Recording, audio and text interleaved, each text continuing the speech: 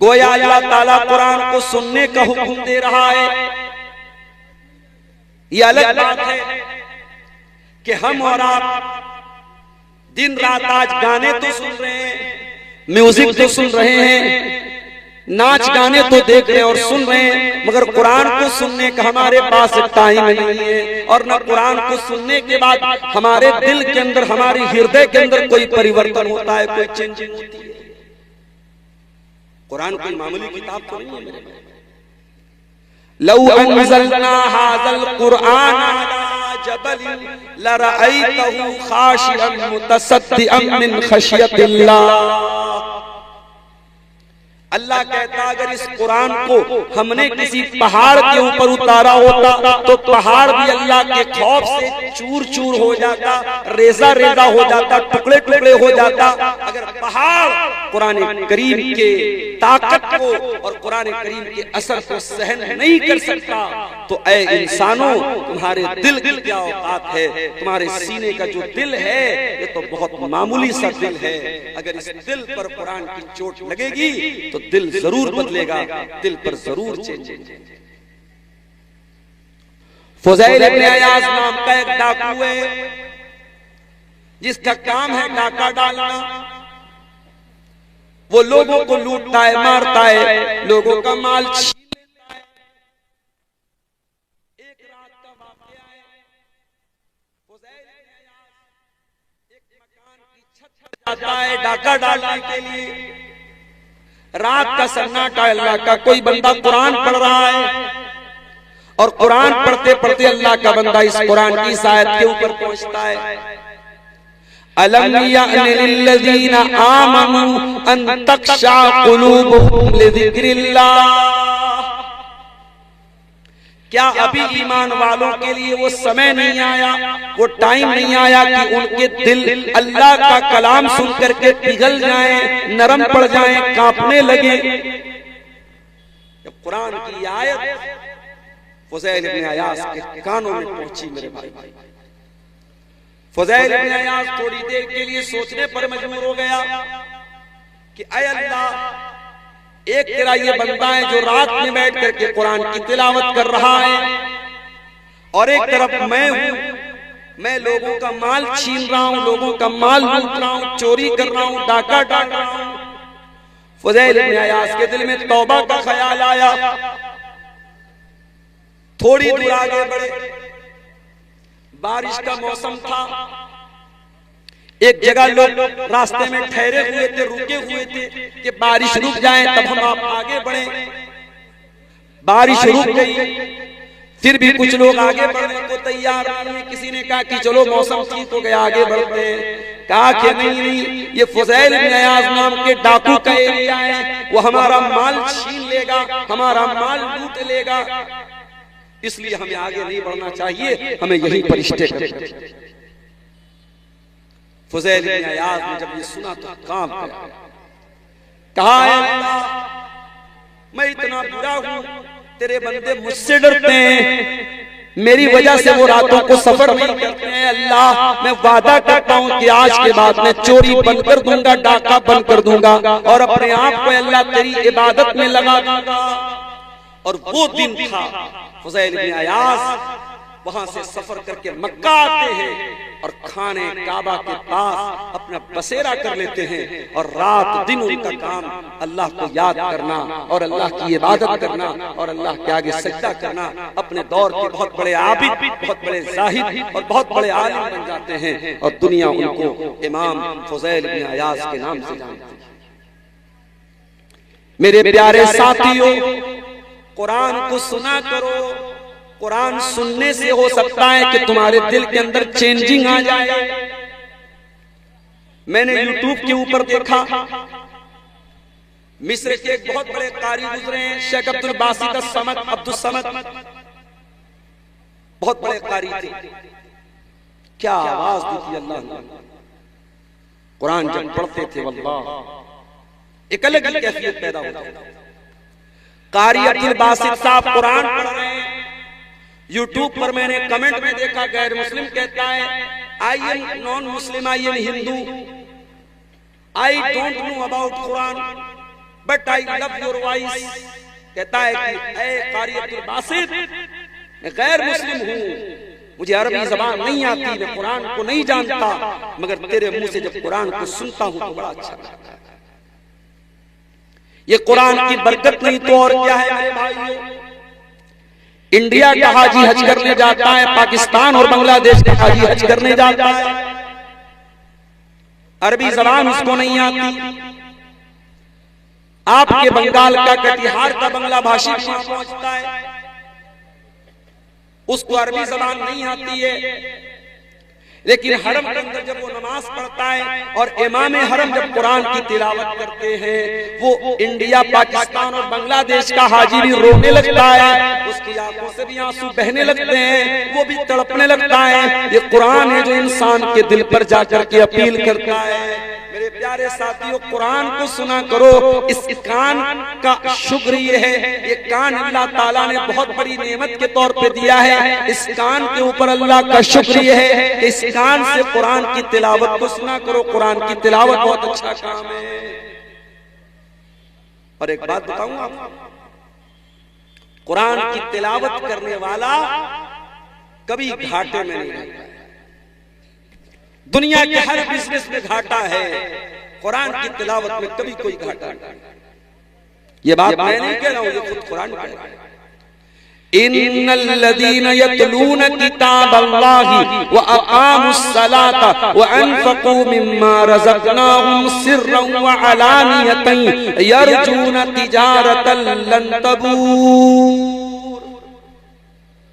जो लोग कुरान की तिलावत करते हैं, नमाज कायम करते हैं, ज़कात अदा करते हैं, अल्लाह के दिए हुए रिज़्क़ में से अल्लाह की राह में दान करते हैं, सदका करते हैं, खैरात करते हैं, अल्लाह फरमाता है वो ऐसा बिजनेस कर रहे हैं, ऐसा व्यापार कर रहे हैं, ऐसा धंधा कर रहे हैं जिस धंधे में, जिस कारोबार में कभी लॉस होने वाला नहीं, कभी घाटा होने वाला नहीं है। ये मदरसे वाले बेचारे कितनी मेहनत करते हैं। आपके माल की ज़कात लेने के लिए, आपके माल से सदका खैरात लेने के लिए ये रात भर नहीं, फजर तक मैं तो तकरीर करके चला जाऊंगा। कहीं कहीं ऐसा हुआ मैं तकरीर करके सो गया, फजर के टाइम उठा, फजर की नमाज पढ़ के आया, देखा मौलवी साहब बेचारे कोई बैठे, वो चंदा कर रहे हैं, दान लोगों का वसूल रहे, कलेक्शन। इतनी मेहनत कर रहे हैं मेरे भाइयों, ये आपको उस तिजारत के साथ जोड़ रहे हैं जिसमें घाटा होने वाला नहीं है। ये आपकी आखिरत को बनाने के लिए, आपकी जन्नत को बनाने के लिए मेहनत करते हैं। तो कुरान की तिलावत को सुना करो मेरे भाई। अल्लाह के प्यारे नबी को भी कुरान सुनना बहुत पसंद था। आप कुरान पढ़ा भी करते थे, कुरान को सुना भी करते थे। बुखारी की रिवायत है, अल्लाह के प्यारे नबी अपने सहाबी अब्दुल्ला बिन मसूद से कहते हैं, इक़रा अलैयल कुरान, ऐ अब्दुल्ला मुझे कुरान पढ़ के सुनाओ। अब्दुल्ला बिन मसूद ने कहा, अल्लाह के नबी मैं आपको कुरान कैसे पढ़ के सुनाऊं, ये कुरान तो आप ही के ऊपर उतरा है। आपने फरमाया कि ऐ अब्दुल्ला, आज मैं दूसरे के मुंह से कुरान सुनना चाहता हूं। अब्दुल्ला बिन मसूद कहते हैं, मैं कुरान पढ़ने लगा। कुरान पढ़ते पढ़ते जब मैं सूरह निसा की तिलावत करने लगा और सूरह निसा की आयत नंबर 41 के ऊपर पहुंचा, जिसमें अल्लाह ताला ने फरमाया, फकैफा इज़ा जिना मिन कुल्लि उम्मतिन बिशहीदिन व जिना बिका अला हाउलाई शहीदा। जब इस आयत पर मैं पहुंचा, अल्लाह के प्यारे नबी ने कहा, हस्बुकल्लाह, ऐ अब्दुल्ला रुक जाओ, बस। मैंने नजर उठा करके देखा, फ़इज़ा अयनाहु तज़रीफ़ान, अल्लाह के प्यारे नबी की दोनों आंखों से आंसू बह रहे थे। अल्लाह के नबी रो रहे थे। कुरान सुन करके नबी रोने लगते हैं, और हम तो कुरान को सुनते भी हैं, तरावी के अंदर भी, नमाज के अंदर भी, हमारे ऊपर कोई असर क्यों नहीं होता मेरे प्यारे साथी। कुरान को सुनना नबी को पसंद, कुरान को सुनना फरिश्तों को भी बहुत पसंद है। एक सहाबी कुरान पढ़ रहे थे, सूरह बकरा पढ़ रहे थे। सहाबी का नाम तो उसैद बिन हुज़ैर, वो सूरह बकरा की तिलावत कर रहे थे। उनका मासूम बच्चा जिसका नाम यहया था वो भी वहीं पर मौजूद था और उनका घोड़ा वहीं पर बंधा हुआ था। जब वो सूरह बकरा पढ़ने लगे, अचानक घोड़ा बिदकने लगा, घोड़ा भागने लगा। हजरत उसैद बिन हुज़ैर ने जल्दी से नमाज पढ़ी, अपने बच्चे को संभाला। डर गए कहीं घोड़ा अपनी रस्सी को तोड़कर मेरे बच्चे को कहीं कुचल न दे, मेरे बच्चे को कहीं अपने पैर से अपने कदम से कहीं कुचल न दे। उसके बाद आसमान की तरफ नजर उठा के देखा, आसमान में उनको बदली नजर आई। आसमान में बादल नजर आया और बादल के बीच में कुछ चमकता हुआ नजर आया। सुबह हुई, अल्लाह के प्यारे नबी के पास आए, कहा अल्लाह के नबी कल मैं कुरान पढ़ रहा था, सूरह बकरा की तिलावत कर रहा था, मेरा घोड़ा वहीं पर बंधा हुआ था। जब मैं तिलावत करने लगा तो घोड़ा मेरा भागने लगा, बिदकने लगा। मेरा मासूम बच्चा भी वहीं पर था। मैं डर गया कहीं मेरे बच्चे को नुकसान न पहुंच जाए। मैंने नजर उठा के देखा तो आसमान में बदली नजर आई, बादल नजर आया और बादल के बीच में कुछ रोशनी मुझे नजर आई। अल्लाह के नबी ने फरमाया, ऐ उसैद, तिलकल मलाइकतु दनत लिसौतिक।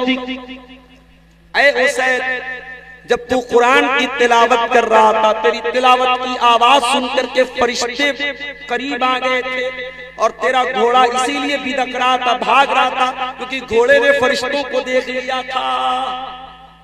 इसका मतलब ये हुआ कि कुरान करीम की तिलावत जब की जाती है तो फरिश्तों को भी बहुत अच्छा लगता है और फरिश्ते भी कुरान को सुनते हैं।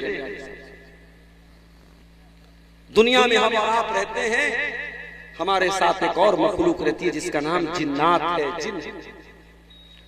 जिन्नात भी कुरान को सुनते हैं और कुरान को सुन करके, एक मर्तबा कुरान को सुन करके जिन्नात ईमान ले आए। हम तो रात रात भर तकरीर सुन रहे हैं, सीमांचल के जलसे दिसंबर जनवरी नवंबर में भरे पड़े हैं, रात रात भर कुरान सुन रहे हैं, हमारे ऊपर तो कोई चेंजिंग नहीं हो रही है। जिन्नात ने एक मरतबा कुरान सुना, कुल ऊहिया इलैया अन्नहु इस्तमा नफरुम मिनल जिन्नि फक़ालू इन्ना समीना कुरानन अजबा। जिन्नात ने एक मरतबा कुरान सुना और ईमान ले आए और प्यारे रसूल का कलमा पढ़ लिया और प्यारे नबी के ऊपर ईमान लाया। तो कान का पहला काम क्या करना है? कुरान को सुनना। और आगे बढ़िए, इस कान का सही इस्तेमाल करना है तो इस कान से अल्लाह के प्यारे नबी की हदीसों को सुना करो। मैं जानता हूं बंगला जुबान के बहुत सारे वक्ता ऐसे भी हैं यूट्यूब के ऊपर, उनके व्यूअर्स लाखों की तादाद में हैं, लेकिन थोड़ी बहुत बंगला जो मुझको आती है उसकी रोशनी में मैं दावे के साथ ये कह सकता हूं कि बंगला जुबान के वो मुकर्रिरीन जिनको यूट्यूब पर सुनने वाले लाखों की तादाद में हैं, और जाहिर है उनको यूपी वाले तो नहीं सुन रहे हैं, उनको आपके बिहार बंगाल के लोग सुनते हैं। उन बंगला मुकर्रिरीन में से बड़ी तादाद को मैं जानता हूं, उनकी तकरीर में आपको एक हदीस मिलेगी, एक कुरान की आयत मिलेगी, किस्से मिलेंगे, कहानियां मिलेंगी, लैला मजनू की कहानी मिलेगी, मौजू रिवायात मिलेंगी। मेरे प्यारे साथियों, मैं किसी की तौहीन नहीं कर रहा हूँ, बहुत अच्छे अच्छे उलमा भी बंगला ज़बान में बोलते हैं, मगर याद रखिए शेरशाबादियों, आपकी जिम्मेदारी है, आप अपनी नौजवान नस्ल को, अपने बच्चों को, अपनी बच्चियों को ऐसा बनाइए वो कुरान को सुनने वाले बने, वो हदीसों को सुनने वाले बने। जिस तरीके से कुरान को सुनना सवाब का काम है, वैसे ही हदीस को सुनना भी सवाब। अल्लाह के प्यारे नबी फरमाते हैं, अबू दाऊद की सही रिवायत है, नज़रल्लाहु इम्राअतन समिया मक़ालती फवआहा।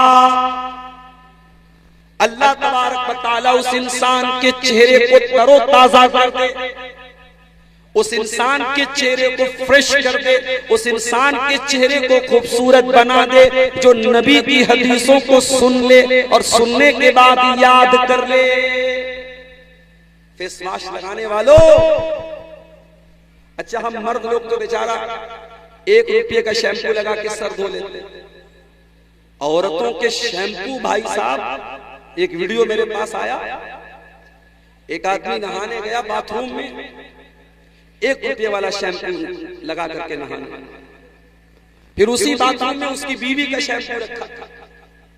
उसने कहा कि देखो इसका शैम्पू कितने का है, रेट देखा तो नहाते नहाते बेहोश हो गया। बीवी के शैम्पू की कीमत 3200 रुपए का शैम्पू लगा करके औरतें नहा रही। चेहरे की क्रीम, चेहरे का पाउडर, आंखों पे लगाने वाला, बालों में लगाने वाला, कितना मेकअप आइटम है मेरे भाई। मेरी प्यारी बहनों, मेरे प्यारे भाइयों, आओ मैं तुमको बड़ा आसान नुस्खा बता रहा हूं। अगर अपने आप को खूबसूरत बनाना चाहते हो, अपने चेहरे को फ्रेश बनाना चाहते हो, अपने चेहरे को तरोताजा बनाना चाहते हो, नबी की हदीसों को सुनने वाले बन जाओ, नबी की हदीसों को याद करने वाले बन जाओ। अल्लाह के प्यारे नबी कहते हैं, अल्लाह ताला उस इंसान के चेहरे को तरोताजा रखे जो मेरी हदीसों को सुनता है और याद करता है और दूसरे तक पहुंचाता है। नबी की हदीसों को याद किया बहुत अच्छा है। सीमांचल के जलसों में औरतों का भी इंतजाम होता है, महिलाओं का भी इंतजाम होता है, आती है महिलाएं, मगर इतने से काम नहीं चलेगा। आपके फरकिया में, आपके अररिया में आप सर्वे करके बताइए कितनी मस्जिदों में औरतों का इंतजाम है और औरतें कितनी मस्जिदों में जुमा की नमाज में आती हैं। जहां तक मैं जानता हूं पूरे सीमांचल में बहुत कम मस्जिदें ऐसी है जहां औरतों का इंतजाम और मस्जिद में जुमा की नमाज में औरत आती नहीं आती। लोग बुरा समझते हैं, लोग ऐब समझते हैं, लोग गलत समझते हैं। नहीं मेरे भाई, जलसा तो साल में 1 दिन होता है और मुझे कहने दीजिए जलसा कम होता है, मेला ज्यादा होता है। अभी कटिहार में एक जगह प्रोग्राम है, उसमें मेरा भी नाम है, मौलाना जर्जी साहब का भी नाम है। एक बहुत बड़ा सा गेट लगाया है वहां के, और गेट की एक तरफ खूब बड़ी सी तस्वीर मौलाना जर्जी साहब की और एक तरफ मेरी तस्वीर। अब फोटो वायरल हो गया वो पूरे सोशल मीडिया पर। अब लोग मुझसे पूछ रहे हैं कि अब्दुल गफ्फार साहब क्या कर रहे हैं आप? क्या आप मौलवी है कि नेता है? आप क्या है, पप्पू यादव के बराबर खड़े हो रहे हैं? क्या कर रहे हैं आप? नेतागिरी कर रहे हैं आप? आपके बड़े बड़े बैनर लगे हुए, पोस्टर लगे हुए। मैंने कहा भैया मैं कान पकड़ता हूं, मैंने मना किया है। कहा आपका फोटो कैसे उनको मिल गया? मैंने कहा आज के दौर में फोटो हासिल करना कौन सा मुश्किल काम है? वीडियो से स्क्रीनशॉट ले लो, यूट्यूब से, गूगल से फोटो ले लो, फोटो कौन सा मुश्किल? मैंने कहा मैं मना करता हूं। बंगाल में ये चीज बहुत दिनों से चल रही थी, सीमांचल में बचा हुआ था मामला, अब सीमांचल में भी शुरू हो चुका है। कटिहार में, पूर्णिया में, अररिया में 1 किलोमीटर पहले से गांव के बाहर गेट लग जाता है साहब। हमारे यहाँ विशाल धर्मीय आयोजन हो गए, बड़ा जलसा हो, खूब बड़ो बड़ो वक्ता आसबे। क्या है भाई, इतने बड़े बड़े फोटो आप लगा। आप जानते हैं कि फोटो के ताल्लुक से उलमा के कितने सख्त फतवे। ठीक है हम लोग प्रोग्राम में जाते हैं, बहुत सारे नौजवान सेल्फी लेते हैं, हम मना नहीं करते। हम क्यों मना नहीं करते उसकी भी वजह से। कुछ लोग सवाल करते हैं कि मौलाना साहब फोटो लेना सही है कि नहीं? अगर फोटो लेना सही नहीं है तो आप क्यों सेल्फी लेने देते हैं? उसका भी जवाब सुनिए। देखिए उलमा में कुछ उलमा तो वो हैं जो कहते हैं कि फोटो बिल्कुल हराम है, चाहे वो कैमरे का फोटो हो, चाहे वो तस्वीर पेंटिंग वाली तस्वीर हो, सब हराम। कुछ उलमा का कहना है कि नहीं, कैमरे का फोटो, चूंकि हदीस में तस्वीर के बारे में जो हदीस आई है उसमें यह लफ्ज आया है कि तस्वीर बनाने वाला अल्लाह ताला की तख्लीक का मुकाबला करता है। कैमरे वाला मुकाबला क्या कर रहा है? कैमरे से आपने क्लिक किया, फोटो आ गया, कैमरे को कैप्चर कर लिया। कैमरा एक अक्स लेता है, कैमरा तस्वीर नहीं बनाता। इसलिए कैमरे की तस्वीर हराम नहीं है, ये उलमा की बहुत बड़ी जमात का कहना है और ये बात ज्यादा सही नजर आती है। तो हम हराम तो नहीं समझते तस्वीर, लेकिन हाँ हम गैर जरूरी बिला वजह, अब आजकल जो नया फैशन चला है लड़कों और लड़कियों में उल्टा सीधा मुंह बना रहे, होंठ बना रहे, गोल गोल होंठ बना के सेल्फी ले रहे, ये सब बकवास है। अब हम लोग प्रोग्राम में जाते हैं, लोग आते हैं, मौलाना साहब एक सेल्फी ले लेता हूं। भाई सेल्फी मत लो, सेल्फी लेने से बेहतर है आप सलफी साहब की बात पर अमल करो। कयामत के दिन ये सलफी साहब की बात पर अमल करोगे, ये काम देगा, सेल्फी काम देगा। फिर भी हम लोग जाते हैं, कोई नौजवान आता है, ठीक है चलो भाई ले लो सेल्फी। हम इसलिए बोलते हैं, इजाजत इसलिए देते हैं क्योंकि आज के दौर में कोई नेताजी के साथ घूम रहा है, कोई विधायक जी के साथ घूम रहा है, कोई किसी नाचने वाले के साथ घूम रहा है, कोई किसी गाने वाले के साथ घूम रहा है। अगर ये हमारे नौजवान लड़के, अगर ये किसी आलिम से, किसी मुकर्रिर से, किसी उर्दू और बंगला के वक्ता से अगर ये मोहब्बत करते हैं, और इसलिए मोहब्बत करते हैं कि वो मौलवी साहब, वो आलिम साहब कुरान बयान कर रहे हैं, हदीस बयान कर रहे हैं, तो मेरे भाइयों हम इन नौजवानों के जज्बे की कदर करते हैं। ठीक है, हम तुम्हारी हौसला अफजाई के लिए हम तुमको इजाजत देते हैं, मगर उसका मिसयूज मत करो मेरे भाई। बड़े बड़े बैनर लगा करके आज उलमा के फोटो आपके सीमांचल में लगे। माफ करना मेरे प्यारे साथियों, अगर आपको करना ही है अपने गांव की मस्जिद में इंतजाम करके औरतों का अरेंजमेंट कीजिए और औरतों के लिए जुमा की नमाज का इंतजाम कीजिए। साल में एक बार आप जलसा कराते हैं, जलसा तो मेले ठेले की नजर में हो जाता है। मैं 11:30 बजे आपके गांव में आया, बहुत सारी पब्लिक वापस जा रही है, बहुत सारे लोग जलसा सुनने नहीं आते, जलसा देखने आते हैं। आए, जलसा देखा, सड़क पर 2-4 खाने पीने का सामान खा लिया, कुछ सामान खरीद लिया, ससुराल में गए, रिश्तेदारी में गए, दावत उड़ा ली, वापस चले गए। बहुत सारे लोग जलसों में सिर्फ तफरीह करने, इंटरटेनमेंट करने, मनोरंजन करने आते हैं। मेरे प्यारे साथियों, ये जलसा ये आपको दीन की तालीम सिखाने के लिए ये पर्याप्त नहीं है, ये इनफ नहीं है, ये काफी नहीं।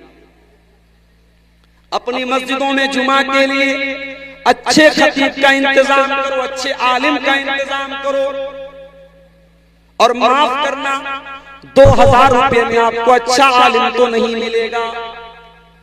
जुमा पढ़ाने वाले को 2000 रुपया आप देंगे और अजान देने वाले को आप 1000 रुपया देंगे, और आप ये तवक्को करेंगे कि अजान देने वाला मक्के के मुअज्जिन के जैसी अजान दे दे और खुतबा देने वाला अल्लामा एहसान इलाही ज़हीर जैसी तकरीर करे। तो ये मेरे प्यारे साथियों 2000 में ये मुमकिन नहीं है। अच्छी तनख्वाह, अच्छे आलिम को रखिए और औरतों का इंतजाम। और आपके इलाके में जामिया हसना लिल बनात शेख मुफीजुद्दीन रियाजी साहब का इदारा में गया हूं, वहां एक बहुत अच्छा ऑप्शन है। आप भी अपनी लड़कियों को पढ़ाते होंगे इन इदारों में। बहुत अफसोस के साथ कहना पड़ता है, सीमांचल के अंदर लोग अपनी लड़कियों को आलिमा तो बनाते हैं, बनात में पढ़ाते हैं, मगर ये लड़कियां पढ़ लिख करके भी बेकार बैठी रहती हैं। लोग इनको सिर्फ इसलिए पढ़ाते हैं ताकि शादी करने में आसानी हो जाए, रिश्ता कोई देखने आए तो हम फख्र से कह सके हमारी लड़की आलिमा है, बस इतना ही मकसद होता है। आपकी लड़की आलिमा है, उसने अपने इल्म का यूज क्या किया है, अपने इल्म का इस्तेमाल किया। मेरे प्यारे साथियों, अपनी बेटियों को अगर आलिमा बनाते हो तो घरों के अंदर कुछ औरतों के प्रोग्राम भी छोटे मोटे किया करो। उसमें किसी पिंडाल की जरूरत नहीं है, किसी दावत देने की जरूरत नहीं है, कोई खर्चा करने की जरूरत नहीं है। घर की खानदान की 25-50 औरतें इकट्ठा हो जाएं और एक लड़की जो जामिया हसना से या मौलाना अमानुल्लाह साहब मदनी के इदारे से या किसी भी बनात के इदारे से पढ़ करके आई है, उसने कुरान पढ़ा है, उसने हदीसों को पढ़ा है, वो आए और उन औरतों को दीन की मोटी मोटी बातें सिखा दे।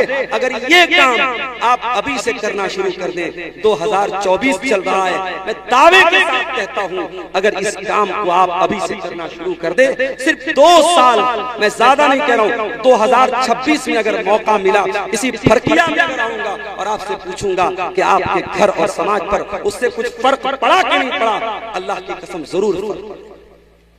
अमल तो कीजिए। साल में एक बार जलसा करा लेने से मसला हल नहीं हो जाता है। कुरान कहता है वज़कुरना मा युतला फी बुयूतिकुन्ना मिन आयातिल्लाहि वल हिक्मा। ऐ नबी की औरतों, तुम्हारे घरों में कुरान पढ़ा जाता है, तुम्हारे घरों में हदीस पढ़ी जाती है। उस कुरान को तुम याद किया करो, उन हदीसों को तुम याद किया करो और अपने घर में कुरान और हदीस का दर्स दिया करो, कुरान और हदीस को पढ़ा करो, पढ़ाया करो। तो कान से हमें कुरान सुनना है और कान से हमें हदीस, और कान से एक चीज और सुनना है, अल्लज़ीना यस्तमिऊन अल-क़ौला फयत्तबिऊन अहसनहु। कुरान कहता है मेरे मोमिन बंदे वो होते हैं जो बातों को सुनते हैं, अच्छी बातों को सुनते हैं और उसके ऊपर अमल करते हैं। उलमा के बयानात को आप सुनो, अल्हम्दुलिल्लाह हर मौजू पर, हर टॉपिक पर हमारी जमात के जो उलमा हैं उनके बयानात आपको आज यूट्यूब मौजूद है, आज आपके पास मोबाइल मौजूद है। और मैं कभी कभी कहता हूं इस यूट्यूब ने नुकसान भी बहुत किया है। इस यूट्यूब के आने के बाद फायदा भी हुआ है, नुकसान भी हुआ है। फायदा क्या हुआ, मैं बनारस में बैठा हूं, मेरी तकरीर बनारस में हो रही है, मेरी तकरीर मऊ में हो रही है, मेरी तकरीर मुंबई में हो रही है, मेरी तकरीर कलकत्ता में हो रही है। आप अररिया में बनारस से 700 किलोमीटर दूर नेपाल बॉर्डर के किनारे बैठे हुए, मोबाइल आपने खोला, यूट्यूब आपने ओपन किया, यूट्यूब ने बताया अब्दुल गफ्फार साहब की लाइव तकरीर चल रही है, आपने बैठे बैठे। फायदा तो हुआ आपका। नुकसान क्या हो रहा है, नुकसान ये हो रहा है कि लोग जलसे में आते हैं, 10 बजे तक सब्र किया, अब्दुल गफ्फार साहब नहीं आए, 11 बजे तक सब्र किया, अब्दुल गफ्फार साहब नहीं आए। उसके बाद सब्र का पैमाना लबरेज होने लगा, अरे यार चलो कोई बात नहीं, कल यूट्यूब पर देख लेंगे। चले गए यूट्यूब पर देख लेंगे, बहुत सारे लोग आते हैं तकरीर नहीं सुनते चले जाते। और हमारी मजबूरी ये है, हमको भाई साहब 12 बजे के पहले बहुत कम मौका मिलता है, 1 बजे 1:30 बजे 2 बजे लोग आएंगे। तो मेरे भाइयों इस यूट्यूब का आप सही इस्तेमाल कीजिए, उलमा के बयानात को आप। इसी सीमांचल के बहुत सारे नौजवानों को मैं जानता हूं, कॉमेडी चैनल उन्होंने बना के रखा है, कॉमेडी कर रहे हैं और यूट्यूब पर उनके सब्सक्राइबर की तादाद 1-1 मिलियन 2-2 मिलियन है। अल्लाह का शुक्र अदा कीजिए कि अल्लाह ताला ने अगर आपको यूट्यूब के साथ जोड़ा है और आप उलमा के बयानात को बयान कर रहे हैं, सुन रहे हैं, तो ये बहुत अच्छा प्लेटफॉर्म है, इसका सही इस्तेमाल कीजिए। अल्लज़ीना यस्तमिऊन अल-क़ौला फयत्तबिऊन अहसना। अल्लाह कहता है मेरे मुत्तकी बंदे वो होते हैं जो अच्छी बातों को सुनते हैं, जो कुरान और हदीस की बातों को सुनते हैं और उसके बाद उन बातों पर अमल करते हैं। इसी कान से एक और काम भी हम कर सकते हैं, और वो काम ये है कि अगर कोई हमारी खैरखाही कर रहा है, हमें अच्छी राय दे रहा है, अच्छा मशवरा दे रहा है, तो वो भी इसी कान से सुनना चाहिए। आज का जमाना तो ये है, अगर आप किसी को समझाएंगे, अच्छी बात बताएंगे, वो आप ही को रास्ता बताने लगेगा। वो उर्दू का एक शायर कहता है ना, संभल कर गुफ्तगू करना बुजुर्गों कि अब बच्चे पलट कर बोलते हैं। अब बुजुर्गों को भी अपनी जबान बंद करना पड़ता है। आप गाड़ी चला रहे, रास्ते में किसी कोई जा रहा है, गलती उसकी है, मगर आपको अपनी जबान बंद करना है। आप बहस करेंगे, वो उल्टे आप ही को दोषी करा देंगे। इसलिए मेरे साथियों, सही राय और सही मशवरे पर अमल करें। अल्लाह के प्यारे नबी फरमाते हैं, हक़्क़ुल मुस्लिमी अलल मुस्लिमी सित्तुन। एक मुसलमान का दूसरे मुसलमान पर 6 हक है। इज़ा लक़ीतहु फसल्लिम अलैहि। जब मुसलमान से मुलाकात हो तो सलाम करो। व इज़ा इस्तनसअका फंसअ लहू। और जब मुसलमान आपको मशवरा दे, आपसे मशवरा मांगे, राय मांगे, तो सही राय दो, सही मशवरा दो। वइज़ा दआका फअजिबहु, और जब आपका मुसलमान भाई दावत दे तो दावत कबूल करो। वइज़ा मरीज़ा फउदहु, और जब आपका मुसलमान भाई बीमार पड़ जाए तो उसकी इयादत करो। हमारे चाहने वाले, हमारे बहुत अच्छे दोस्त कह लीजिए, हमारे साथी कह लीजिए, कलकत्ता में एक जगह पड़ती है मटिया बुर्ज, वहां के रहने वाले, उनका नाम है मोहम्मद साबिर। अभी कल उनकी बेटी का फोन आया, परसों अचानक हार्ट अटैक हुआ है और आईसीयू में एडमिट हैं, और जो दिल की जो नसें होती हैं, एक नस कोई ब्लॉक हो गई है, उसका ऑपरेशन हुआ है, और दूसरी भी अभी 30% या 40% ब्लॉक है, इलाज चल रहा है। आप सबसे अपील करता हूं, साबिर भाई के लिए दुआ करें। हमारे बहुत अच्छे दोस्तों में से हैं, बहुत चाहने वालों में से, बड़े मुखलिस इंसान है, बहुत नेक इंसान है। उनका इस तरीके से हार्ट अटैक हुआ है। मेरे प्यारे साथियों, आपका कोई भी मुसलमान भाई अगर बीमार पड़ता है और आप उसकी इयादत कर सकते हैं, उसको देखने के लिए आप जा सकते हैं, उसकी हाल चाल ले सकते हैं, तो जरूर ले लीजिए। अल्लाह के नबी फरमाते हैं, जितनी देर आप मरीज की इयादत करते हैं, किसी मरीज को देखने के लिए आप जाते हैं, उतनी देर आप जन्नत की क्यारी में रहते हैं, उतनी देर आप जन्नत के बागीचे में। तो कान से हमें और आपको अच्छी बातों को सुनना चाहिए। अब आ जाइए, कान से क्या नहीं सुनना चाहिए। कान से हमें गाना नहीं सुनना चाहिए। गाने बजाने की आवाज अल्लाह के प्यारे नबी को पसंद नहीं है, सहाबा को भी पसंद नहीं है, अल्लाह ताला को भी पसंद नहीं है। अल्लाह ताला कुरान करीम में कहता है, वमिनन नासी मन यश्तरी लहवल हदीथी लियुदिल्ला अन सबीलिल्लाहि बिगैरि इल्मिन व यत्तखिदहा हुज़ुआ। कुछ लोग ऐसे होते हैं जो पैसा दे करके फालतू चीजों को खरीदते हैं। भाई मोबाइल में रिचार्ज कराते हो, फ्री में तो नहीं कराते, पैसा दे के। 2 GB रोज डाटा मिल रहा है एयरटेल की तरफ से और जियो की तरफ से। क्यों मिल रहा है? गाना सुनने के लिए, नाच देखने के लिए, फेसबुक की गंदी रील्स देखने के लिए, यूट्यूब पर बेहुदा शॉर्ट्स देखने के लिए नहीं। मेरे भाइयों, अपने कानों को नाजायज चीजों से बचाओ।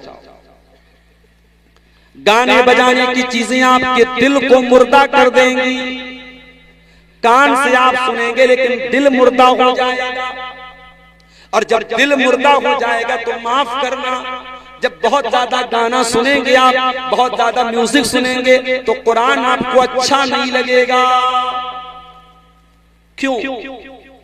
इसलिए कि जब दिल में ईमान मौजूद रहेगा तब कुरान सुनना आपको अच्छा। इसीलिए अल्लाह कुरान में कहता है, अला बिज़िक्रिल्लाहि तत्मइन्नुल कुलूब। ऐ मेरे बंदो, अल्लाह ताला के जिक्र को सुन करके ईमान वाले दिल को सुकून मिलता है, मोमिन के दिल को सुकून मिलता है। जो मोमिन होता है उसके दिल को सुकून मिलता है। जब आप गाने बजाने की आवाज को सुनेंगे तो दिल को सुकून, मेरे प्यारे साथियों, नहीं। कान का एक और गलत इस्तेमाल है, किसी की गीबत सुनना, किसी की चुगली सुनना, किसी के बारे में गलत बात सुनना। अगर आपको ये शौक है तो ये शौक खत्म कर दीजिए।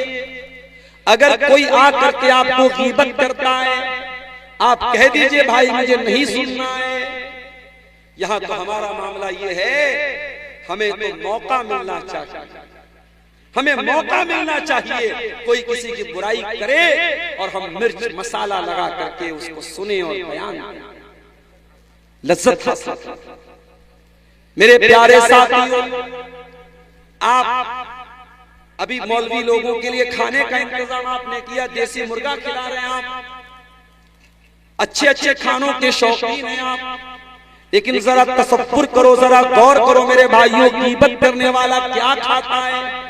अल्लाह कुरान में कहता है, वला यग़तब बादुकुम बादा अयुहिब्बु अहदुकुम अन याकुला लहमा अखीहि मैतन फकरिहतुमू। गीबत करने वाला अपने मरे हुए भाई का गोश्त, अल्लाह, कभी पसंद करेंगे आप? कभी आपको ये अच्छा लगेगा कि आपका कोई मुसलमान भाई मरा हुआ हो और उसके बॉडी में से, उसके शरीर में से आप बोटी नोच नोच करके खाएं? आप तसव्वुर कीजिए, इमेजिन कीजिए, तो आपको घिन आएगी, आपको बुरा लगेगा। मेरे प्यारे साथियों, जितना बुरा आपको सोच करके लगता है, उतना ही बुरा किसी मुसलमान की गीबत। अल्लाह के प्यारे नबी फरमाते हैं, इन्ना अरबर रिबा अल इस्तितालतु फी इर्जिल मुस्लिम, किसी मुसलमान की इज्जत पर हमला करना सबसे बड़ा सूद और ब्याज है। सूद और ब्याज से आप बचते हैं, बहुत अच्छी बात है। हराम कमाई से आप बचते हैं, बहुत अच्छी बात है। लेकिन अगर अपने मुसलमान भाई की गीबत करते हैं, चुगली करते हैं आप, तो माफ कीजिएगा मेरे भाइयों, ये भी बहुत बड़ा सूद है, बहुत बड़ा ब्याज है। अल्लाह कुरान के 30वें पारे में कहता है, वैलुल लिकुल्लि हुमज़तिल लुमज़ह अल्लज़ी जमअ मालन व अद्ददा यहसबु अन्ना मालहु अखलदा कल्ला लयुनबज़न्न फिल हुतमा। बर्बादी है, जहन्नम है, वैल है, किसके लिए? हुमज़ा के लिए, लुमज़ा। व्हाट इज हुमज़ा? व्हाट इज हुमज़ा? व्हाट इज लुमज़ा? हुमज़ा उसको कहते हैं जो इशारे से किसी की बुराई करे, और लुमज़ा उसको कहते हैं जो ज़बान से किसी की बुराई करे। मत सुनिए किसी की गीबत। ये कान बहुत कीमती है मेरे प्यारे साथियों, इस कान की हिफाजत कीजिए और किसी की गीबत और चुगली को मत सुनिए। और आगे बढ़िए, इसी कान का एक गलत इस्तेमाल और भी किया जाता है।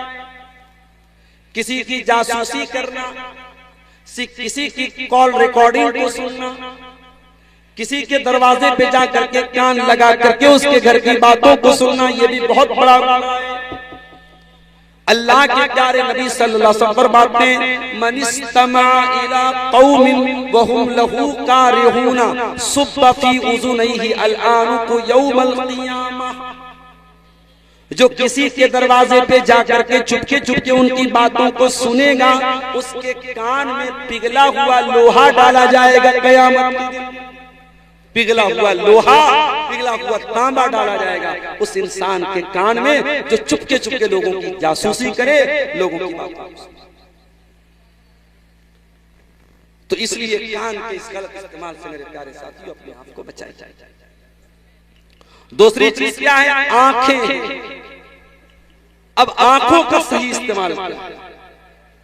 आंखों का पहला सही इस्तेमाल ये है कि अपनी आंखों को आप हराम चीजों से बचाएं, नाजायज चीजों से अपनी आंखों को बचाएं, गैर महरम लड़कियों को, गैर महरम औरतों को न देखें। अगर अचानक नजर पड़ जाए तो अलग बात है, घूर घूर करके देखना या मार्केट में जाना इसी मकसद के लिए ताकि लड़कियों को ताड़ा जाए, लड़कियों को देखा जाए, ये बहुत बड़ा गुनाह है। और ये आंखों का ज़िना करना है, आंखों का ज़िना है कि आंखों से आप गलत। अल्लाह के प्यारे नबी फरमाते हैं, अल-ऐनानि ज़िनाहुमन नज़र, आंखों का ज़िना ये है गलत चीजों को देखा जाए। अल्लाह ताला कुरान करीम में कहता है, कुल लिल मुमिनीना यग़ुद्दू मिन अबसारिहिम, ऐ नबी आप मोमिन मर्दों से कह दीजिए वो अपनी निगाहों को नीची रखें, व यहफ़ज़ू फ़ुरूजहुम, और अपनी शर्मगाह की हिफाजत करें। जब आपकी आंखें नीची होंगी तब आपकी शर्मगाह की हिफाजत। आपको ज़िना से बचना है, आपको गलत काम से बचना है, तो पहला काम करना होगा आपको अपनी आंखों की हिफाजत करनी पड़ेगी। अरबी का एक शायर कहता है, नज़रतुन फब्तिसामतुन फसलामुन फकलामुन फवादुन फलिक़ाउ। पहले किसी लड़की के ऊपर नजर पड़ती है, फिर एक दूसरे को लोग देख करके मुस्कुराते हैं, उसके बाद सलाम करते हैं, उसके बाद कलाम करते हैं, उसके बाद वादा होता है, फिर मुलाकात होती है। ये पूरा प्रोसेस होता है बदकारी करने का, ज़िनाकारी करने का, जिसकी शुरुआत एक दूसरे को देखने से होती है। इसीलिए सलफ में से किसी का कौल है अन नज़रतु सहम मिन सिहाम शैतान, कि इब्लीस का बहुत बड़ा तीर क्या है, किसी गलत चीज को देखना, किसी नामहरम को देखना, किसी गैर महरम औरत को देखना, ये शैतान के तीरों में से एक तीर है। शैतान शिकार करता है इसी नजर से।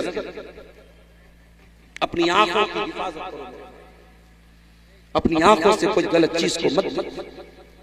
और आज के दौर में जब सबके पास मोबाइल आ चुका है, सबके पास इंटरनेट मौजूद है, सोशल मीडिया मौजूद है, स्मार्टफोन मौजूद है, आज के दौर में अपनी नजर को बचाना मेरे प्यारे साथियों बहुत बड़ा चैलेंज है।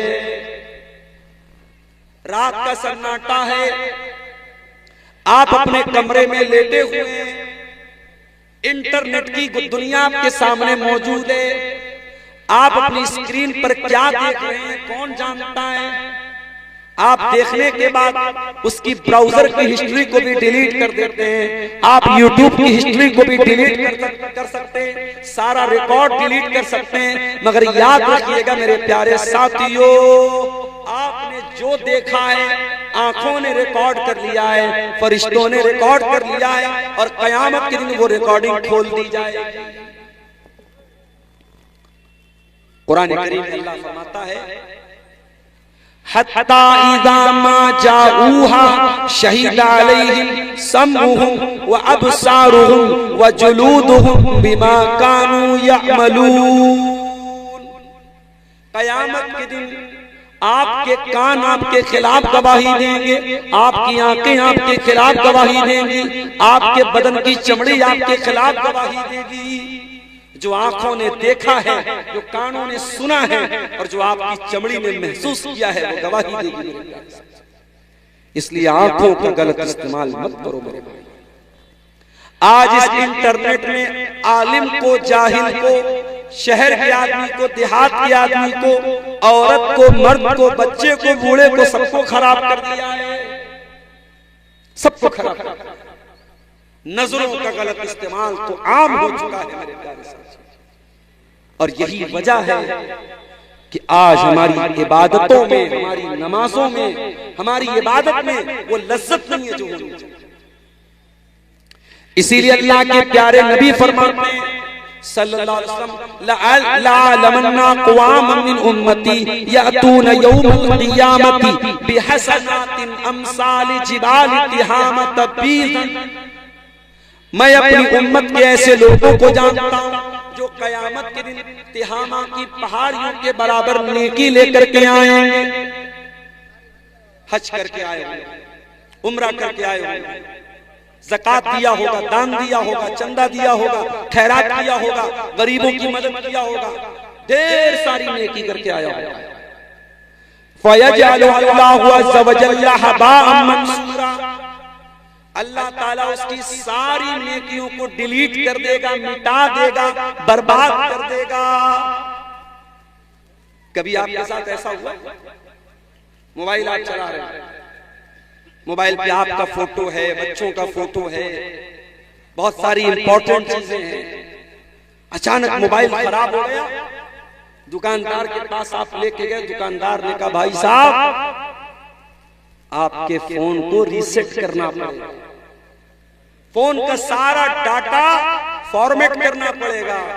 अब आपका दिल दुखी हो जाता है कि यार इतनी मेहनत से मैंने ये डाटा इकट्ठा किया, इतनी कीमती चीजें थी मेरी, सब डिलीट हो जाएंगी। दुकानदार कहता है मोबाइल को फॉर्मेट मारे बगैर आपका मोबाइल सही नहीं हो सकता।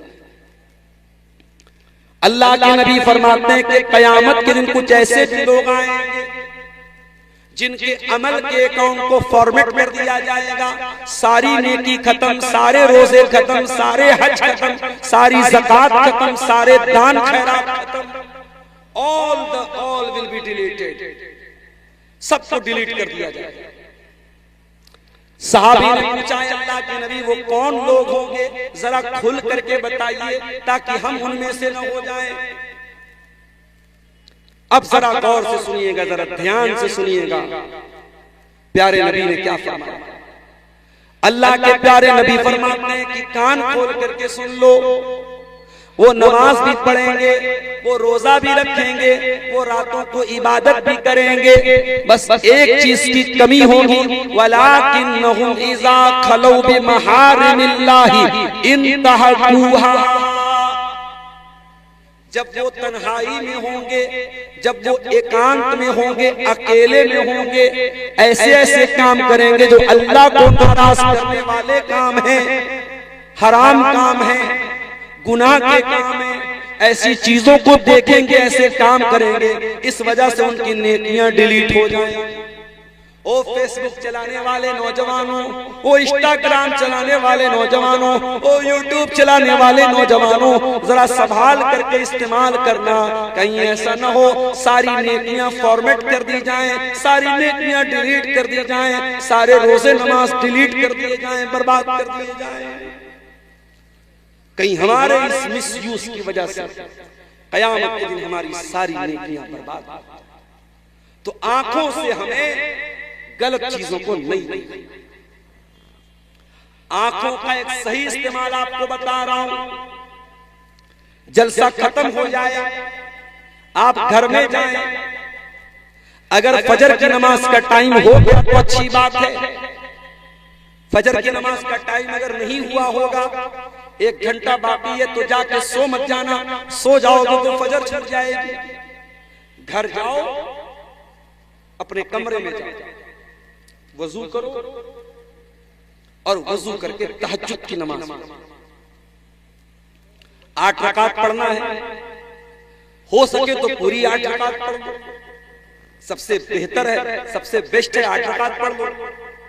8 नहीं पढ़ सकते 6 पढ़ लो, 6 नहीं पढ़ सकते 4 पढ़ लो, 4 नहीं पढ़ सकते 2 रकात तहज्जुद की नमाज पढ़ लो।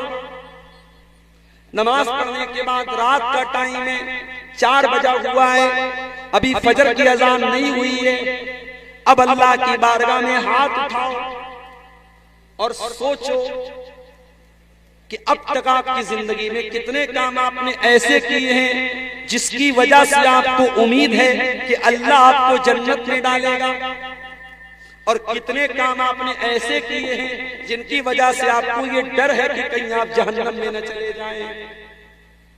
और अगर आपको ये लगता है मैंने बहुत पाप किया है, मैंने बहुत गुनाह किया है, रात का टाइम है, अल्लाह के सामने हाथ फैलाए हुए हो, कोई बंदा देखने वाला नहीं है, कोई इंसान देखने वाला नहीं है, अपने गुनाहों को याद करो और अल्लाह ताला से माफी मांग लो, अल्लाह से तौबा कर लो, अल्लाह के सामने गिड़गिड़ा लो, अल्लाह के सामने आंसू बहा लो।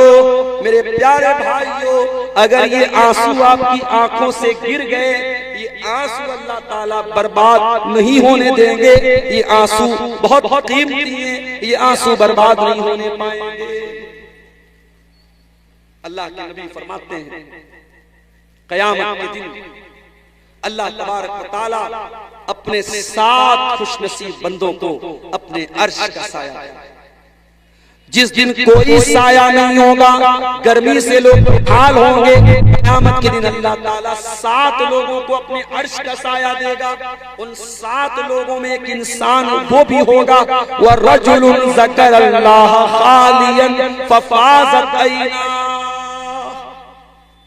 जिसने एकांत में अकेले में अल्लाह को याद किया होगा और उसकी आंखों से आंसू बहे।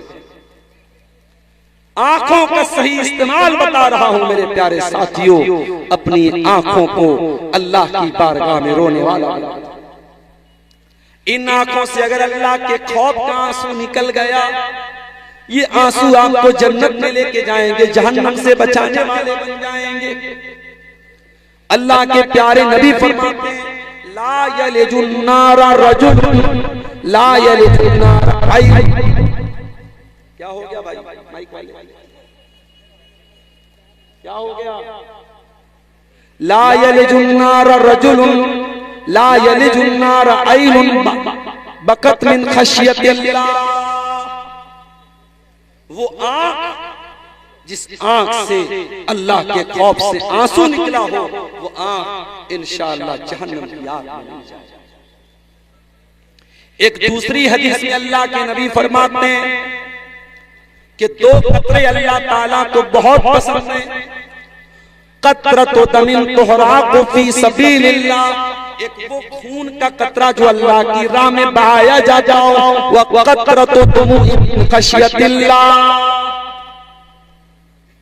और एक आंसुओं का कतरा जो अल्लाह के खौफ से आंखों से बहता हो, वो आंसुओं का कतरा जहन्नम की आग में नहीं जाएगा, वो अल्लाह को बहुत पसंद है। इसलिए मेरे प्यारे साथियों, अपनी आंखों को अल्लाह के खौफ से रोने वाला। आंखों का एक और काम भी है। आपके इलाके से बहुत करीब दार्जिलिंग का इलाका है, कभी मौका मिले तो दार्जिलिंग चले जाइए। दार्जिलिंग जाने का मकसद आंखों की अय्याशी न हो, बल्कि जब आप दार्जिलिंग में जाएं और वहां की खूबसूरत पहाड़ियों को आप देखें, वहां जब आप जाकर के नेचुरल ब्यूटी को देखें, अल्लाह ताला की पैदा की हुई खूबसूरत नेमतों को देखें, उन नेमतों को देख करके आपके दिल में ये एहसास पैदा हो कि अल्लाह तूने दुनिया को कितना खूबसूरत बनाया है, और आपकी तौहीद बढ़ जाए, आपका ईमान बढ़ जाए, आपके दिल में अल्लाह की मोहब्बत बढ़ जाए। इसलिए अच्छी जगहों पर जाना चाहिए और देखना चाहिए। अभी आपके इसी गांव के मौलाना जहांगीर साहब मिले, मदीना में तालीम हासिल कर रहे हैं। मेरी मुलाकात उनसे मदीना में हुई थी। मुझे लोगों ने बताया कि हर साल प्रोग्राम में रहते थे, इस साल चूंकि उनका शेड्यूल पहले से तय नहीं था, इसलिए आज के प्रोग्राम में वो शामिल नहीं। मौलाना जहांगीर साहब से मेरी मुलाकात मदीना में। आज कहने लगे, मौलाना साहब, शेख साहब, अब अगला सफर आपका मदीना का कब है? मैंने कहा, भाई कौन ऐसा मुसलमान है जो मदीना बार बार न जाना चाहे? अगर अल्लाह ने दौलत से नवाजा हो, अगर पॉसिबल हो, मुमकिन हो, तो इंसान हर साल एक चक्कर मक्का और मदीना का तो लगा ले। जब ये आंखें मदीना को देखती हैं, जब नबी के शहर को देखती हैं, जब ये आंखें अल्लाह के घर को देखती हैं, ईमान बढ़ जाता है, दिल के अंदर अल्लाह की मोहब्बत बढ़ जाती है, रसूल की मोहब्बत बढ़ जाती है। इसीलिए शायर कहता है, दिखा दे या इलाही वो मदीना कैसी बस्ती है, जहां पर रात दिन मौला तेरी रहमत बरसती है। अच्छी जगहों पर जाया करो मेरे भाई, और अच्छे मनाजिर को देखा। इसीलिए अल्लाह कुरान के 30वें पारे में फरमाता है, अफला यंजुरूना इलल इबिल कैफा खुलिकत व इलस समाई कैफा रुफियत व इलल जिबाली कैफा नुसिबत व इलल अर्ज़ि कैफा सुतिहत। ऐ मेरे बंदो, तुम देखते नहीं कि ऊंट कैसे पैदा किया गया? तुम देखते नहीं ये लंबा चौड़ा आसमान कैसे पैदा किया गया? तुम देखते नहीं ये बुलंद बाला पहाड़ कैसे पैदा किए गए? तुम देखते नहीं ये जमीन कैसे बिछाई? अल्लाह की पैदा की हुई चीजों को देखना और गौर करना, ये भी आंखों का एक सही इस्तेमाल है। मेरे प्यारे साथियों, आंखों का ये सही इस्तेमाल हमें और आपको करना चाहिए। आंखों का एक और सही इस्तेमाल है, इन आंखों से कुरान को देखा जाए, दीनी किताबों का मुताला किया जाए। इतनी बड़ी शेरशाबादी बिरादरी है, कटिहार से लेकर के किशनगंज तक आप लोग फैले हुए हैं। हर साल आप जलसा कराते हैं, और ऐसा भी नहीं कि बिल्कुल अनपढ़ लोग हैं, बहुत सारे पढ़े लिखे लोग हैं। जरा अपने दिल पर हाथ रख करके बताओ कि आपने अपने नबी की सीरत पर कंप्लीट कोई किताब क्या पढ़ी है? मैं उलमा की बात नहीं करता, मैं आम लोगों की बात कर रहा हूं। बंगला भाषा आप जानते हैं क्या? बंगला जुबान में आपने अल्लाह के नबी की जीवन के ऊपर, अल्लाह के प्यारे नबी की जिंदगी के ऊपर कोई किताब पढ़ी है? अपनी माँ बहनों से कहना चाहता हूं, क्या आपने अल्लाह के नबी की बीवियों के ऊपर, अल्लाह के रसूल की पत्नियों के ऊपर, क्या आपने उनकी जिंदगी के ऊपर कोई किताब पढ़ी है? नहीं पढ़ी। हमें से अक्सर लोगों का जवाब होगा हमने नहीं पढ़ा। क्यों नहीं पढ़ा? आंखों का सही इस्तेमाल यह है, अच्छी किताबों का मुताला किया जाए, अच्छी किताबों को पढ़ा जाए, कुरान की भी तिलावत की जाए, नबी की हदीसों को भी पढ़ा जाए, नबी की सीरत को भी पढ़ा जाए, आंखों का सही इस्तेमाल किया जाए। और आंखों का एक गलत इस्तेमाल भी आपको बता दें, किसी पड़ोसी के दरवाजे पे जाकर के ताक झांक करना, किसी की शर्मगाह को देखना, कोई पेशाब कर रहा है, कोई लैट्रिन कर रहा है, दूर से उसको देख करके बेहुदा कमेंट करना। इसीलिए अल्लाह के प्यारे नबी का तरीका यह था, जब आप क़ज़ाए हाजत करने के लिए जाते थे, क्योंकि उस जमाने में घरों में बना हुआ लैट्रिन नहीं था, जब आप जाते थे क़ज़ाए हाजत करने के लिए तो दूर जाते थे ताकि किसी की नजर। अल्लाह के नबी फरमाते, ला यंजुरुर रजुलु इला औरतिर रजुल वला तंजुरुल मरअतु इला औरतिल मरअ। कोई मर्द किसी दूसरे मर्द की शर्मगाह को भी न देखे, कोई औरत किसी दूसरी औरत की शर्मगाह को भी न देखे।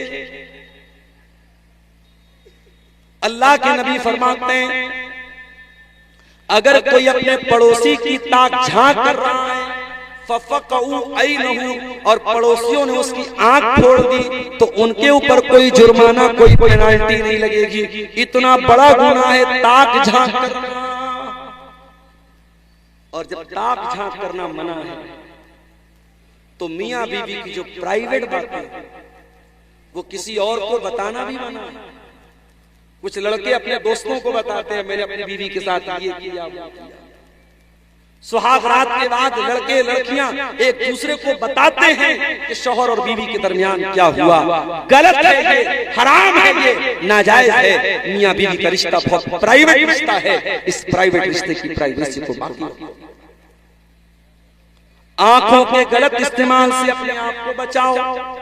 और अब आ जाइए तकरीर के तीसरे पॉइंट की तरफ हम बढ़ते हैं, आखिरी पॉइंट की तरफ। दिल भी बहुत बड़ी नेमत है अल्लाह ताला। इस दिल के बारे में अल्लाह ताला ने कुरान करीम में फरमाया कि हजरत इब्राहीम अलैहिस्सलाम अल्लाह की बारगाह में दुआ करते, वला तुखज़िनी यौम युबअसून यौम ला यनफ़उ मालुन वला बनून। क़यामत के दिन न माल काम आएगा न औलाद काम आएगी, इल्ला मन अतल्लाह बिक़ल्बिन सलीम। क़यामत के दिन तो वही कामयाब होगा जो साफ सुथरा दिल लेकर के आएगा। सवाल ये पैदा होता है कि साफ सुथरा दिल कौन सा दिल है? जिस दिल में ईमान हो मेरे भाई, जिस दिल में अल्लाह की मोहब्बत हो, जिस दिल में रसूल की मोहब्बत हो, जिस दिल में ईमान की रोशनी हो, वो दिल अल्लाह ताला के यहाँ कल्बे सलीम में साफ सुथरा दिल है। इसीलिए अल्लाह कुरान में कहता है, फमन युरिदिल्लाहु अन यहदियहु यशरह सदरहु लिल इस्लाम। जिसके सीने को अल्लाह ताला, जिसको हिदायत देना चाहता है, उसके सीने को अल्लाह ताला खोल देता है, उसके दिल में ईमान की रोशनी पैदा कर देता है। आप नहीं जानते, अभी मैंने पढ़ा कि हमारे देश की एक सिख औरत, एक सिख लड़की जो गाना गाती थी, सिंगर थी, उसने इस्लाम कबूल किया। आप नहीं सोच सकते अल्लाह ताला कब किसके दिल को हिदायत। इस्लाम के बड़े कट्टर दुश्मन जो मुसलमानों पर जुल्म और सितम कर रहे हैं, मुसलमानों के घरों पर बुलडोजर चला रहे हैं, मुसलमानों को मार रहे हैं, जुल्म कर रहे हैं, हम नहीं जानते। हो सकता है अल्लाह ताला किसी बहाने से उनके दिल को भी ईमान की तरफ फेरे। अल्लाह को तो वही दिल पसंद है जिस दिल में ईमान की रोशनी। हमारे उत्तर प्रदेश में एक जगह है आजमगढ़। आजमगढ़ के एक हिंदू परिवार में एक लड़का पैदा हुआ। लड़के का नाम था बाके राम। लड़का जवान हुआ, बड़ा हुआ। उसके आसपास में मुसलमान भी रहते थे, पढ़ा लिखा था, उसके मन में जिज्ञासा पैदा हुई, दिलचस्पी पैदा हुई इस्लाम के बारे में जानने की। उसने अध्ययन किया, मुताला किया, इस्लाम को कबूल किया, मुसलमान हो गया।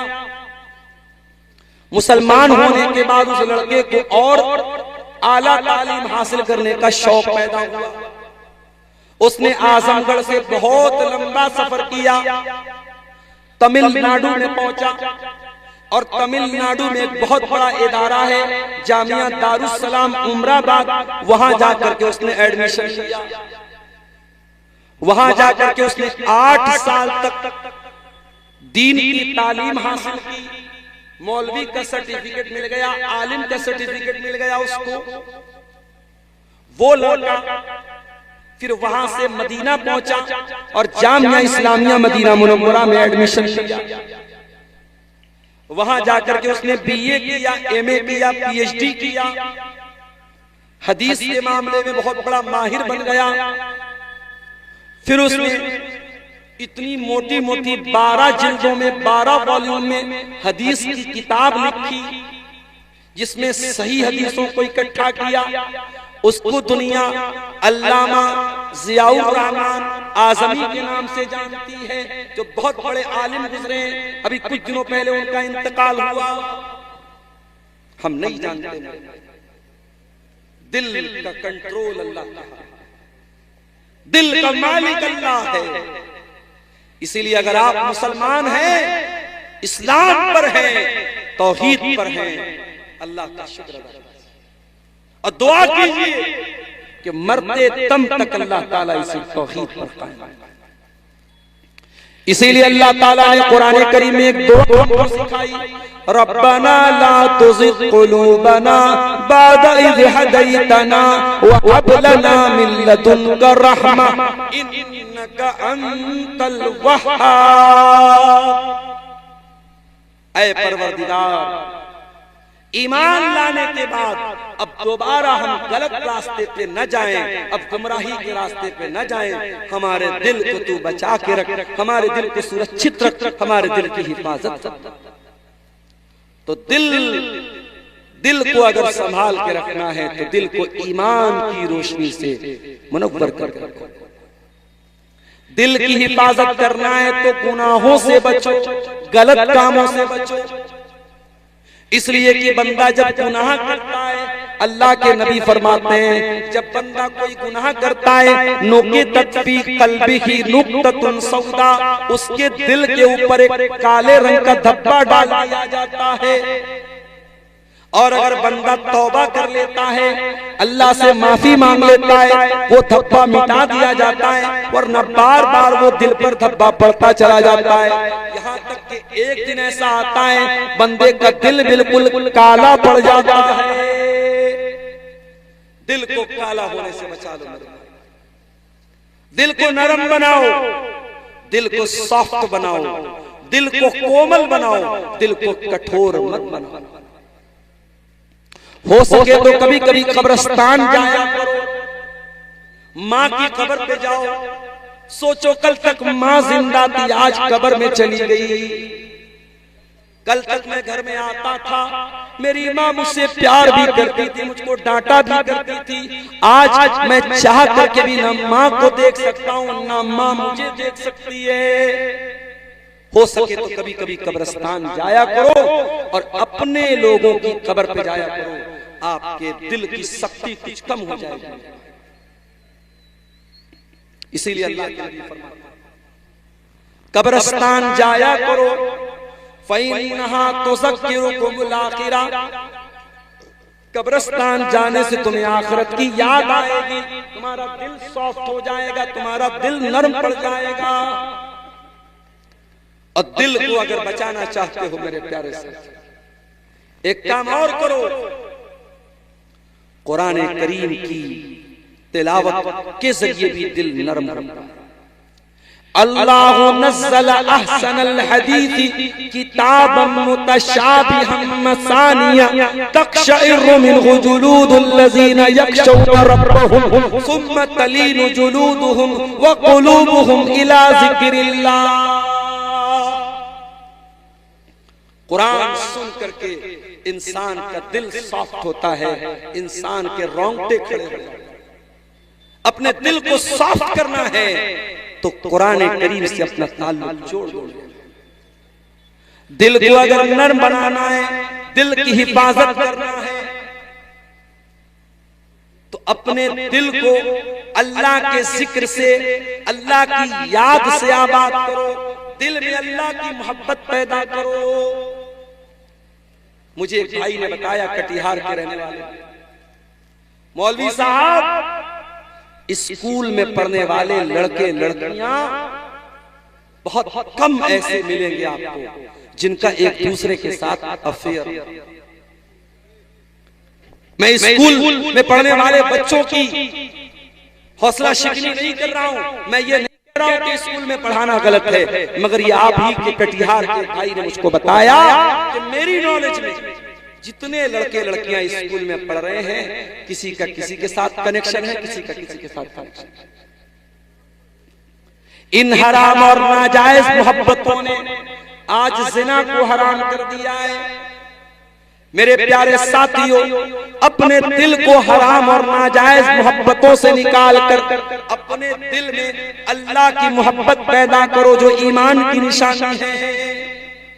अल्लाह ताला ने कुरान करीम के दूसरे पारे में फरमाया, वल्लज़ीना आमनू अशद्दु हुब्बन लिल्लाह।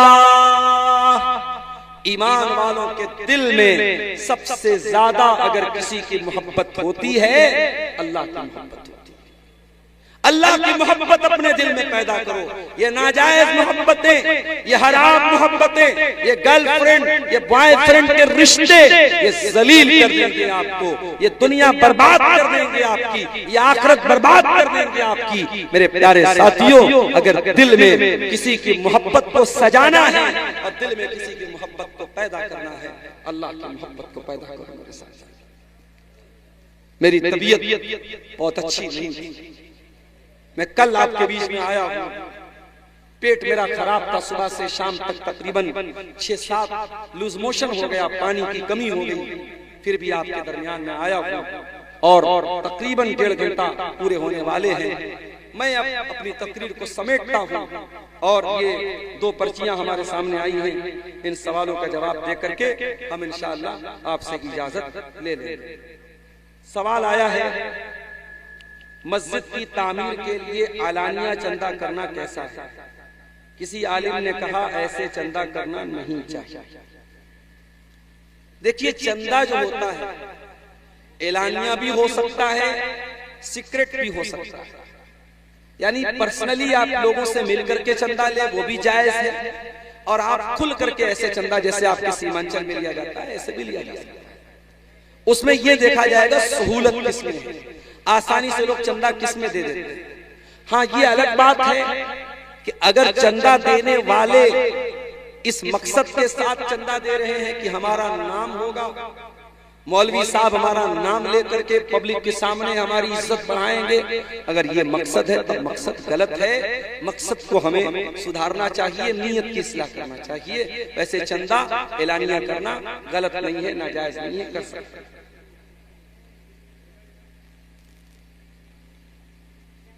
दूसरा सवाल आया है, किसी आलिम ने दावा किया है कि मस्जिद की तामीर के लिए एलानिया चंदा करना और उस रुपये को मस्जिद में लगाना हराम है।